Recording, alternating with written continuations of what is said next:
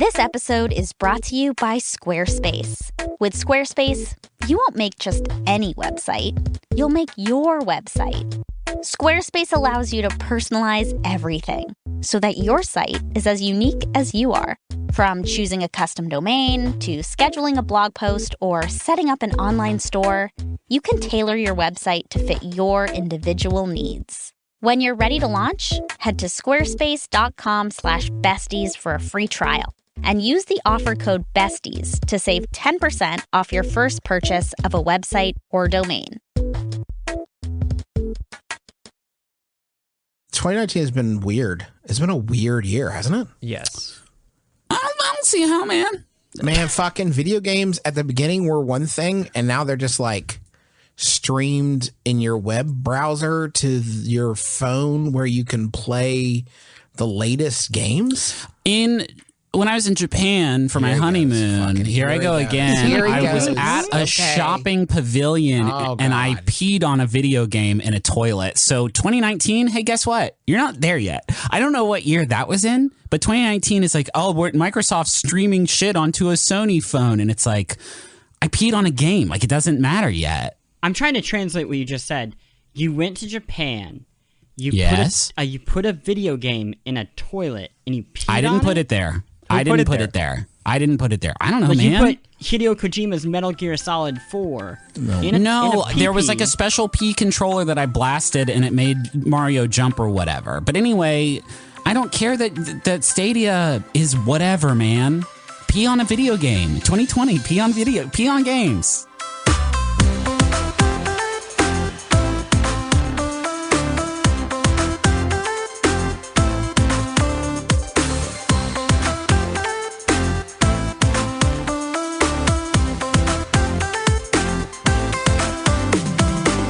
My name is Justin McElroy, and I know the best year of the year. My name is Griffin McElroy, and this was not that. My name is Chris Plante. When are we? My name is Russ Frushtick, and I know the best game of the week. Welcome to the Besties, a game of the year show that's kind of like a book club and has varied wildly in format since it began its new iteration. We're going to settle into a groove here real soon, as soon as the games return to us. But for now, we are going to talk about 2019, holistically speaking. The best moments, the worst moments. What do we love? What do we hate? Were we milquetoast on? No, that doesn't make the cut. Strong feelings only. I do want to mention we did spend 2 full episodes talking about the video games that we love and or hate, mostly that we love. So this is more about sort of like trends and themes and common occurrences than it is like, hey, Sekiro let you cut, guys. And it did. It did let you cut, guys. Actually, that is my first topic. Is Sekiro let you cut, guys? Yeah. This is less a discussion of the game and its merits, but a discussion about this was a game that did let you cut, guys. With and his sword was pretty big. Yeah, so could have been bigger. So that was my big moment in 2019.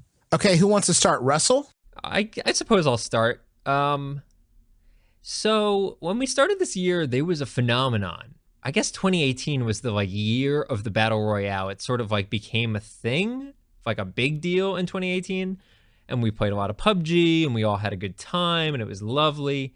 And 2019's been weird because it started in this state where Apex Legends came out out of nowhere, and then Fortnite did all sorts of crazy stuff, but I'm I can't do them anymore because I'm bad and I don't know what to do. So we're kicking things off with Russ saying a lot of shit happened with Battle Royale, gang. I don't know. I got bad at them. I mean, I did. I got really bad at them. Okay. Well, I was pretty bad before, but now it's Question for you. Is the trend that you're describing that a lot of Battle Royale games came out this year, or is the trend that you got old and now you're not good at video games? I mean, it's a little bit of column A, a little bit of column B. I would also add the eternal trend. The trend, the one-way forever trend, Russell. It's more that okay, so Apex was really the one main big new Battle Royale that came out that landed. But since then, I feel like there's been a push away from the genre. I don't know. Am I crazy? I don't think a push away is a fair way of categorizing it, because first of all, like, I don't think anybody sitting here really even has a comprehensive understanding of the actual scope of Fortnite, let alone PUBG. Like PUBG is still like PUBG, but PUBG is still like the bigger one in terms of like mobile and international markets. So like, you know, I think that it was a mainstream hit genre in a way that few things have been in a long time, and maybe that has died down just a little bit. But that's not to say that like Fortnite shutting down for a week or whatever while they released Fortnite 2.0 and having an in-fiction end of the world catastrophe, like they did so much super fascinating stuff this year. I feel like it's gonna be in that category though. Like this whole genre is moving over to a like, I will enjoy it from afar. You know, I dipped into Apex and everybody got good at that a lot quicker than they did at PUBG, I think. And I think the challenge, the hurdle for Battle Royale games going forward is, I think that it's going to, the vocabulary of play for these games has, or the meta maybe I should say of the Battle Royale game has advanced enough to, I think that fall off for casual players is going to get quicker and quicker. Like I feel like there's so much meta around Battle Royale games that like it's going to be harder and harder to get like people who don't obsessively play them into the ecosystem. Pseudo counterpoint. I think that's true for like Apex Legends and PUBG, right? But I feel like Fortnite's method is just to be Trends the video game, that it's the gameplay meta has almost in a way fallen off, and now they're like, I don't know, it's Marvel week, baby. Thanos is here. Oh, do you know what time it is? Star Wars time. JJ's here. JJ, tell us about Star Wars. I mean, the beginning of the new Star Wars, the very first words in it, and the title crawl, which I won't spoil on the off chance somebody hasn't seen it yet, are a reference to a thing that only happens in Fortnite. That's bonkers and has nothing to do with the video game now. And I think like that is what Fortnite is. Like it's left the battle royale genre, and it's like, I don't know, we're just a place where like millions of teenagers congregate to find out what insert character has to say in the next Disney movie. The Space War's getting really bad. Blunt Wrap 69 lowers his nutsack onto his defeated opponent's grill. Justin, speaking of we're all old people who can't hang with relevant genres anymore, do you want to talk about your sort of... Yeah, I want to get into sort of the auto chess, auto battlers, that whole genre. Yeah, get into it, baby. Get into it. Let's hear what you got to say. I feel like we shouldn't have bookended these, Russ. I thought that you'd be coming from a position of more authority. Y'all, I've tried on this one. I don't know. I've looked at video. I have listened to podcasts. I have read things about the auto chess genre. And friends, I'm here to tell you, I think it's a prank on the old. I think auto chess is a prank on the old. Like we'll nod knowingly, chess. Yeah, automatic chess. I got it. I'm with it, kids. And now let me just fire it up. And it's not a real program. It's like the reverse of Frog Fractions. It like looks like a real game, but is not actually playable in any conceivable fashion. It's wild to me that it didn't click with you, no pun intended, because of your love for the clicker genre. Doesn't it kind of seem like a clicker, a competitive clicker roguelike?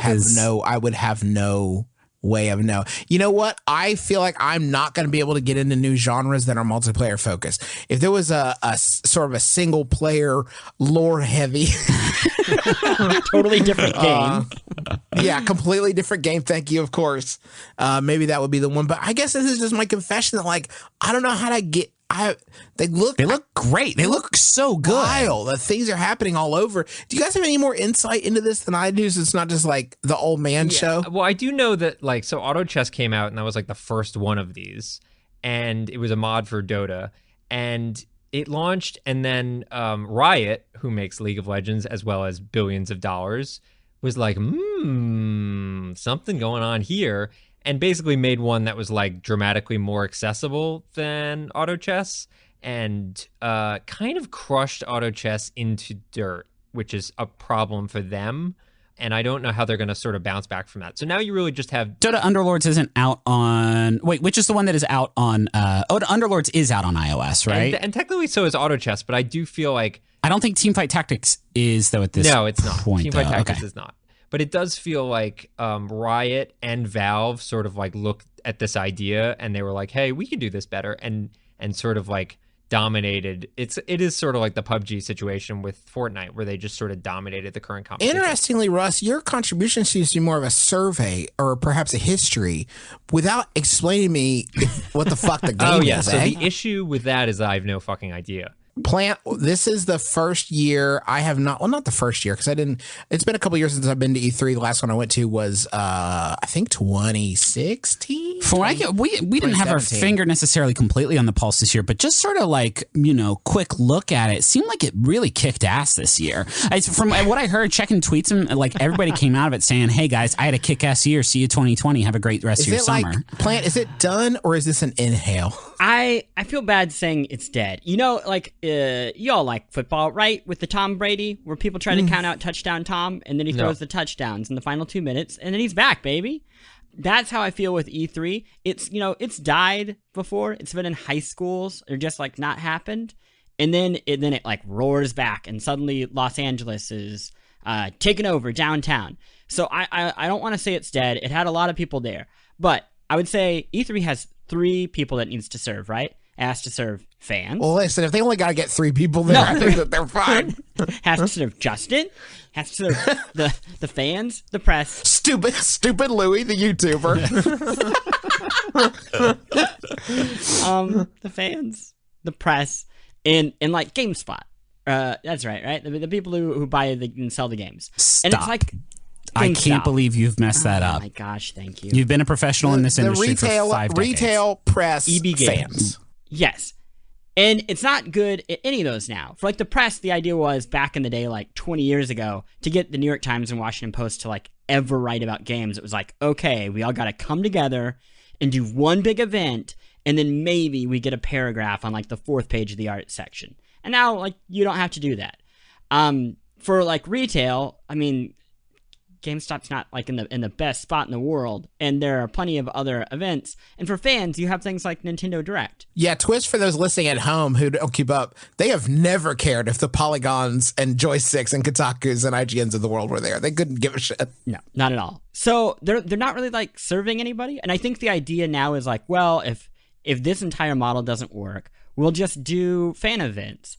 But the problem is they're not PAX. Like PAX has, the Penny Arcade Expo has such a leg up on them, and they're not willing to commit all the way. And then on top of that, the ESA, like the company that runs it, they've fallen the fuck apart, man. Yeah, they have humored meetings with Trump over violent video games. They did not put all of the personal information for people who registered for E3 as press or influencers behind any security, so that document just leaked, which, let me tell you, is great for people's safety in the video game community.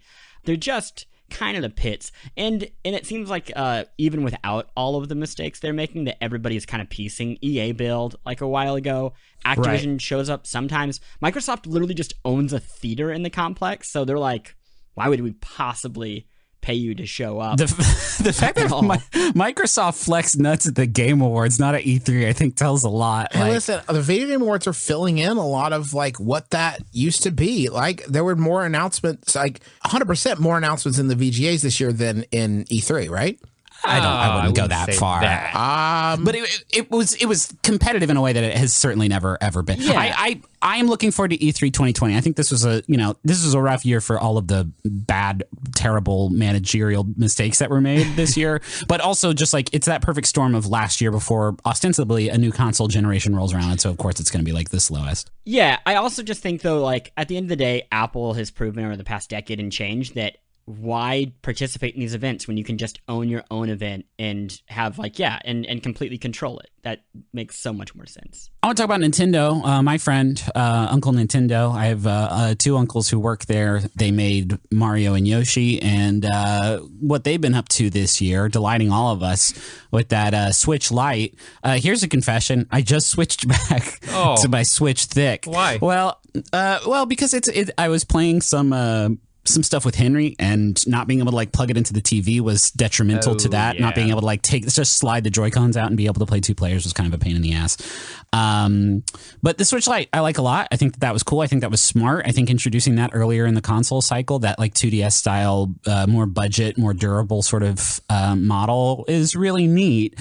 I think Nintendo put out a lot of really great stuff this year, a lot of like surprising stuff. I think the recent like update to Mario Maker 2 is really cool, but what was disheartening for me a little bit, I know we're coming off as like super negative, like there really was a lot of good Nintendo stuff. It just really boggles my mind how much ball dropping vis-a-vis online stuff is still going on. It's kind of wild to me. The Mario Maker 2 online experience was like, that is maybe the hardest whiplash from being like psyched out of my mind for a game feature to like, oh no, this isn't good at all. Because the lag was super, super bad.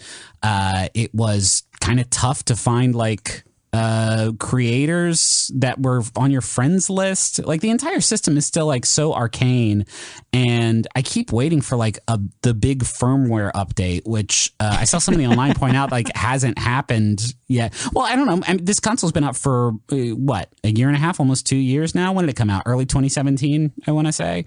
With new consoles coming out next year, like I know that Nintendo's not exactly like participating in the exact same space, but like I'm Charlie Brown with the football right now. Like, I mean, surely it's at some not the back point, end though. It's just like none of these games have been good about implementing online. Like, it's not the fact that they it haven't is had the a back end and the dashboard like that there is still friend codes shit like that back end ain't great. Like, that's not a very good back end. I don't know. This is a hyper specific one. I think when we came up with these topics, it was a little bit ago, and this was when I was like really mad about Mario Maker 2 not having like super great online functionality. But like Mario Maker 1 also had like a website that you could like post your link your like level codes to and like save them for later. Like there was a bunch of cool stuff there that was kind I of think though it's notable in the context of Mario Maker 2 because it sounds like, from what I've heard from people, that like poor online implementation is what sunk that game and why a lot of people like do not care about it. Sunk is, I mean, the people who are still like super into that experience are into it.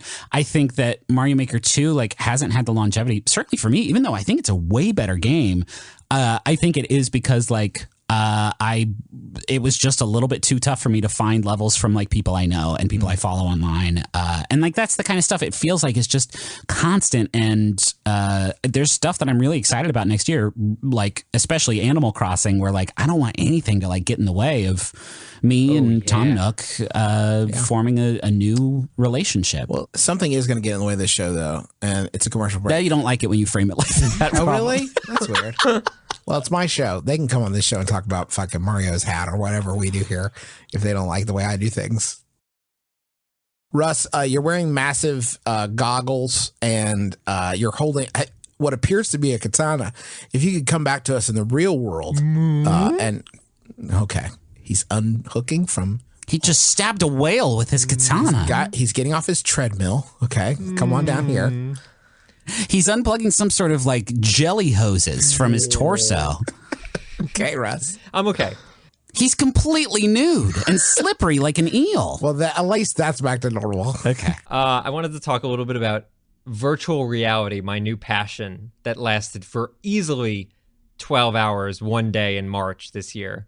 And then subsided. Let's switch topics because I like virtual reality. No, you guys should defend virtual reality. And honestly, I had a really good time in virtual reality, and I'm just going to keep saying virtual reality because I think brevity is stupid. I really genuinely was had a blast with the Oculus Quest, which was the virtual reality headset that came out this year and was fully wireless, and all the games were like baked into the actual headset, and you could sort of mark your territory, as it were, with a virtual wand, and it made playing VR games like really, really easy and fun and quick. And I was like, damn, this is fun. This is exactly what I needed from VR. Like, the biggest detractor from VR is the like to-do required to set it up and wires and batteries and everything. I guess this one does have batteries, but certainly wires, and this eliminated all that. So I was like super jazzed, and we had an Oculus Quest in the office, and I borrowed it over like a long weekend, and I played probably like maybe 4 hours in total, and like had a really, really good time, and then had zero desire to ever put one on again, because I think even though it is like smooth and easy to use and all that stuff, I think my brain just can't handle it. It's just too much. Your brain can't handle fucking anything, Russ. You think that's your weird, busted up brain. you can't play a Game Boy Color without yartzing all over the place because you're like the color is too. I like the old gray and green shit. Two grays. That was my favorite. I've heard from several people now. I've not fooled around with the Quest myself, but I've heard from a lot of people like this is the easiest way. And like to get a decent experience. Yes. Like, you know. One problem. Griffin was very kind and he gave me a Quest. And I was like, this is great. I have the old Oculus and I tried to play it in my office and I couldn't. There's just not enough space. So it's like, I know what I'll do. I'll get a Quest. I'll go outside where there's all the space in the world and I'll play the Quest. In the street. Put the Quest on in my backyard like a responsible human being, and the very first thing it tells me is do not play this outside. As if like a low-flying plane is going to scoot by and suck me into its engine if I'm not paying attention. Now, Plante, you're a smart guy. You know that there's literally a billion other reasons why there's it's a bad probably idea. more reasons. That's where Dogs is. That's where Dogs is. That is where Dogs is. Wild Mad Dogs lives in there. We on also the do outside have possums. Oh, y'all. Side note, but a possum died in our front yard a couple weeks ago. And do you know what happens in Texas when that happens? Vultures. Nothing. Of dozens of vultures come. Yeah, and then that's a all good your point. old neighbors come out and they go, what died? And you say, possum. And they say, yep, makes sense, vultures. As if it's just a thing you should all know. Wait, did you break the rules and do it anyway? Of course they did. I think Okay, so here's what I was trying to get to. It seems to me, and tell me if this read is right, that even with a lot of the rough edges sanded off of the VR experience, it seems like, and this is why I think what VR has lacked from the beginning is I'm going to say killer app and don't like leap in to defend, because I know there have been a lot of good VR experiences, but by killer app I mean something like that is meaty and large in scale, and you want to continue to play for a very long time. And it seems like the problem is, as immersive as VR is, the comfort is still not there to where you want to do it for hours on end. So like you can't have that immersive experience, even though it is more immersive. You can't have the kind of like lose yourself experience, because it is not something that you want to do in perpetuity. I mean, physically speaking, yes, yeah, exactly, sure. right. The hardest I ever got into a game was that Lone Echo game, which is still like probably my favorite VR game I've ever played. It was like that narrative. You're in a spaceship and you just have to like push yourself off the walls. God, it was so good. But I would play it for long extended periods of time, and because I was like really, really into it, and I would take the headset off and be like sweating because, keeping a screen strapped to your face for 2.5 hours is like not great for you. Quest, I think, ameliorates a lot of that because it is the most comfortable headset that is out there. But in terms of it being a killer app, like it is not. That term doesn't just mean like a good engrossing game. It means a game that makes everyone want to own that piece of hardware. Like Halo was a killer app for the Xbox because people saw that and said, well, I can't not have an Xbox and not play Halo. And so far, I would argue the closest thing we have for that for VR is like Beat Saber or Super Hot. Or those. Super Hot is out on other stuff, right? Super Hot is you can play on other platforms. It is best on VR, of course. You got like the Star Wars like narrative games; those are all right, but they are the thing that Oculus is pushing pretty hard is like the big thing. I love VR. I think it's cool, and I have had a hell of a time this year, like watching it in its nascency, like watching game developers figure out how to make common video game functions work in a VR space. That stuff's really interesting to me, but I'm an early adopter of nerd shit like that. I think what it's going to take is legitimately some Oasis shit. Like it is going to be, if not Facebook Horizon, think about if Facebook Horizon turns out, which is like their online social VR space, like if that could be really fucking cool. If it is good and not like aspects of it. But yeah. Well, you can't fucking ignore the dystopian aspects of it. If you put on a VR headset, you're not allowed to ignore the dystopian aspects of fucking anything. I'm saying like Facebook Horizon has a chance to like, if not that, something like that is going to be what about Half-Life? Pushes people into it. I mean, gamers, that may push some more gamers into the mix, but like, I don't I think that's what it needs right now. I mean, absolutely, an influx of, hey, listen, we got so much to cover. Griffin, it says here in your contract that you get to talk about Destiny 2 first. I get to talk about Destiny 2 for, I mean, it was a weird year for Destiny 2. It was a weird year for all like live service games sort of in general, but Destiny 2 is probably the one I played the most of in general this year. They broke up with Activision, which is wild. Bungie took the reins of their game back from Activision, which is like, we could spend a whole episode talking about that. That's quite strange. Hey, Activision, what you got going on over there now? Because it was Destiny and Call of Duty and, I don't know, Tony Hawk 6 at some point. I mean, and I guess in Activision's defense, I guarantee they looked at the numbers and they were like, well, it's making this much money and that is expensive, so we should do other things. Like all of Blizzard. I think there has been, there's been like a significant, I would say, like tonal change since they went not independent, but you know what I mean. But I guess independent. They broke up with Activision.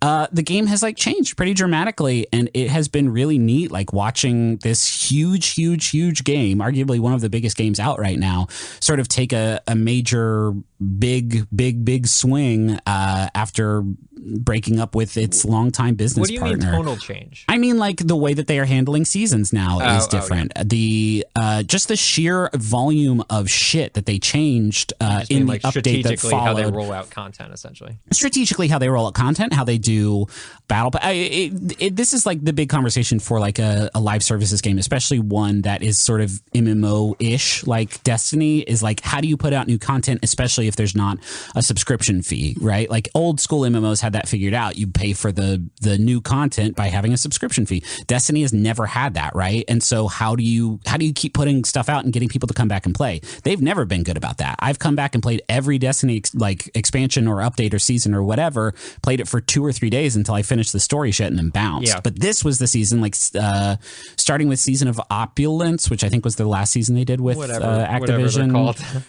Whatever they are, like the last 3 seasons have been like pretty good. I've only just started to dip my toes into the most recent release, but like I feel like Destiny really figured out its like pacing and its stride this year, which I don't know, man. I've watched a lot of other games sort of shit the bed. Like I've played an incalculable amount of World of Warcraft and just like they lost it. Yeah, people don't like that Destiny game, huh? Destiny kind of found it. Yeah, that expansion was bad and it came up against Shadowbringers, which I still wish we could just do an episode about, but I guess not. No, it's never going to happen for me. Probably not. I'd like to talk about Apple Arcade for a second because that was a big thing in 2019, and I will admit to being, and I would actually like to hear your guys' thoughts because I feel like I'm mixed. Okay, so in the beginning, if you're too young to remember, in the beginning, the way games would tend to go viral on the App Store, and that is how discoverability largely worked.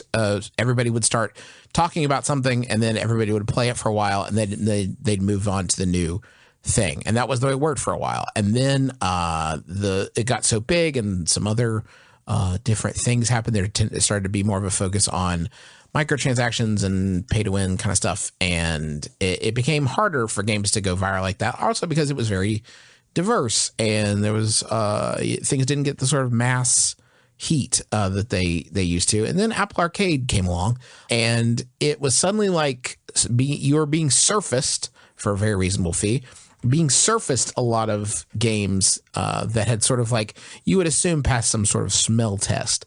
That Apple had said, this is good, you'll like this. We've sorted through some of the cruft, which to me was the actual value of it, because I'm not like buying a ton of games on iOS anyway. Like the value was less the monetary and more like time saved. And at the start, I would say there's like a lot of stuff that I was very into and seemed very worthwhile.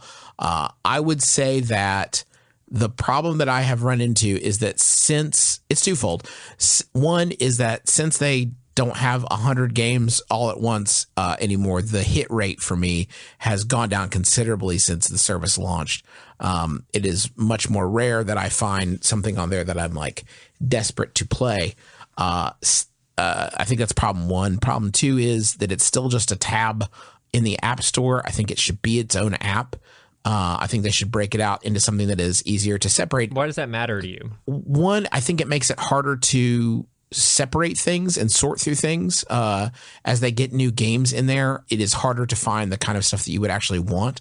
It also keeps it from being top of mind because it's buried there in the App Store. So that is, I think it's a meaningful difference. The third thing I would say though is that a lot of games that were in that old model of the microtransactions, I shouldn't say old model, it's still the main model for most iOS games. They are designed to keep you playing. They are designed to be a little bit hookier, I would think, because they desperately need you to keep playing them. Sure. And that can be a little predatory sometimes, but it's also something I miss. Right. In a lot of these games, it's kind of like take them or leave them. Like it's fun, but it doesn't have the sort of like addictive nature that a lot of these other ones do. Even though they were like designed specifically with like you had to buy turns to beat a level, like that. Well, no, the game I've played most is, and this is probably true for you too, Russ, is Fire Emblem Heroes, right? And it's a gachapon style game, and I get it, but like it's also a great game. Yeah. It just has like all of these long tail hooks and all these microtransaction things. Same for all the Super Stickman golf games, the Golf Blitz. Yeah, sure. Like I played a lot of that game, but that type of game I don't think works on Apple Arcade because of the way. Well, it's a free to play game that is sort of built. Super Stickman. Sure. But those I'm talking about, like Justin has just like brought up something which is like I can't understand why I have not really clicked with Apple Arcade, and it's because all of the games I've ever really loved on iOS were games that had like run a okay balance of hey, it's free to play and there's microtransactions, but we're gonna put content out for it like forever. So you didn't get into like Grindstone or Card of Darkness or... I got into Grindstone. Card of Darkness I hit a wall with. Grindstone was very good. Yeah. That was one of the original ones where I was like, okay, this is excellent. I think that one got a little too tough as well. For just, it wasn't as accessible. Can I say something else that really bothers me about Apple Arcade? Mm-hmm. There is I know it's short, but whenever you start an Apple Arcade game, there is an Apple Arcade card that has to pop up. And it's such a fundamental misunderstanding of how how I'm using iOS for gaming. Like there's a lot of the Apple Arcade games actually that are a little indulgent with that. Like hey, listen, if you don't need to get in and buy loot boxes, we're going to go ahead and show you a few logos if that's okay every time you start the game. You actually just reminded me to unsubscribe, which I did while you were talking through this. That's ice cold, dude. But no, I think the thing, I never really thought about this, why I don't unsubscribe from, say, like Hulu, even if I go a month without watching anything on it. But Hulu, it's like, I don't know, maybe there'll be something here and there that's a half hour that I'll enjoy. But once I've played the games that I want to play on one of these services, and there's nothing else, I don't need to be a subscriber to it until something new pops. I got my worth out of Grindstone and Card of Darkness. Now I'm done. So why would I keep paying for it? Now Plante only plays games on Google Stadia. Oh gosh, y'all. So I got to play. How's it going over there? I got to play the Google Stadia. I actually did it at my in-laws because I wanted the most optimal Google experience. I set them up with a Google Wi-Fi last year because they're always asking me to fix their internet. And that's super easy. Google Wi-Fi. So I tested it with Google Wi-Fi in Chrome, literally sitting next to a router and modem spitting out like, I don't know, 200 megasecond or something. Optimal. And the results were like fine, like okay. The games looked fine, maybe like console grade. There was stuttering on some games, but not on others. It was like a really cool tech demo. And that, I guess, is neat. But then I started thinking about the past decade, and how many times have we been talking about really cool tech demos like this, like OnLive or PS Now, which I think people have just forgotten that Sony already has a cloud gaming service out there. And I know we're supposed to say, hey, the next decade, it's cloud gaming, baby. Like, this is the future. If you want to be into games, you better embrace the cloud. And Can we start calling it the Gloud? The Gloud? Probably not. You don't think that's going to take off the cloud? You're the worst. I don't think the Gloud is going to be it. I think it might be. Oh, like the Google Cloud? Probably not. Let me check with everyone, guys. No, man. Everyone's saying no to the Gloud. Yeah, it's a hard no. I tested xCloud, the Microsoft one, and that one, so far, what I've tried, works really well. But again, like, I don't know. The best theory that I can come up with for when I think cloud gaming is going to really blow up is next gen comes, right? and a new GTA comes out or a new Madden, and you can only play it on next-gen consoles. Now, all the people who would normally buy one of those expensive pieces of hardware will go, I don't know, to the internet.com, and they'll look it up, and they'll be like, oh, I can spend $500 plus the $60 for the game to play it on the new Xbox or the new PlayStation. Or I can just buy the game for $60 and play it over the cloud on whatever service I want. And at that moment, I feel like we'll start to see like critical mass when people suddenly only have the option of buying a new piece of hardware or using the cloud. Right now, while I think most people who want to play these games have the hardware to do it, I don't think it makes a lot of sense. And I suspect that we won't see the cloud be the only option. Microsoft has been saying this for a while, and again, I was kind of skeptical, but now I think they're right. It'll be like Kindle, you know? If you want to play hardcore, you can play on a PC. If you want to, you know, have a reliable but average price, you can play on your console. If you don't mind stuttering now and then and like lower end graphics, you can play it on the cloud.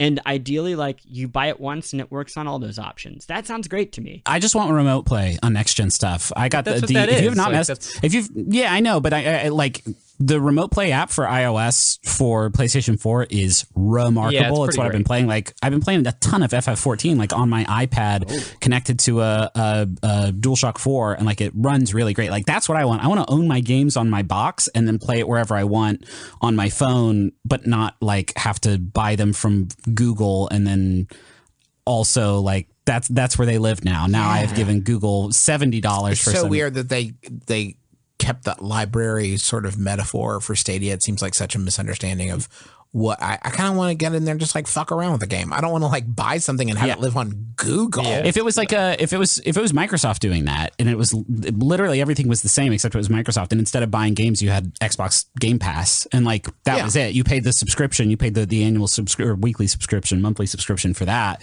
and you had access to like all these games. That's great, but I'm not going to buy Destiny. I'm not going to buy. That's a bad example because that one's free, but I'm not going to buy Tomb Raider on Stadia. It also neglects trust. Like I would buy a game on cloud streaming only from Microsoft because I know it's going to be around. I bought games on PlayStation Now for like, I think you could stream like PS2, PS3 games on your PS4. You bought them. And so I did that and it works and it's fine. And it's on my PS4, a box I'm going to own for the rest of my life. I want to check in with the people. Mail@besties.fan is our email address. We'll tell you what we want to talk about here in a second. But here's what we asked this for this episode. We asked you to talk about your best things of 2019. Alex says id Software's willingness to delay the release of Doom Eternal in order to deliver their authentic vision should be celebrated. All right, Alex. Okay, Alex. I feel that. I feel that. Authentic. I feel that same. Yeah. Hey, y'all, if the best thing that happened in 2019 was something not happening, that's a rough year, okay? Oof. Drew Davenport says, in the year 2019, I bought a PlayStation Vita, and it's my highlight. That's good. Vitas are good. Man, yeah, okay. Was there something? Is there somebody I mean, we did got... just finish an entire episode where we were pretty negative, which I feel bad about now. Here's a good one. Eric said, my personal highlight was EVA 2019, where they finally put Under Night in Birth, a gorgeous, deep, and extremely horribly named fighting game by a very small team on the big stage, and had a fantastic showing. Even if you don't give a shit about fighting games, it warms my heart to see game quality and fan dedication shine, even without all of big gaming's big money. So that's called Under Night in Birth, which is rough. Yeah, it could use a bit of a tweak there. It's rough. Tyler says Kingdom Farts 3 may have been Thanks, Tyler. Kingdom Farts 3 may have been a real stinker, but watching Buzz Lightyear's heart turn to darkness made it all worth it. Is he evil in that game? I take it back.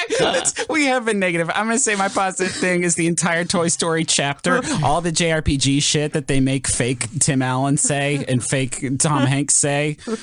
Well, gosh, Space Ranger, it looks like Sephiroth has corrupted your heart soul. So thank you to everyone who submitted your great moments. It was a wild and crazy year, y'all. It was. I know we sounded super negative, but like I think it's the same way that like there wasn't one standout game that everybody's agreeing is the GOTY of this year. Like I don't think there were a ton of like highlights for everyone.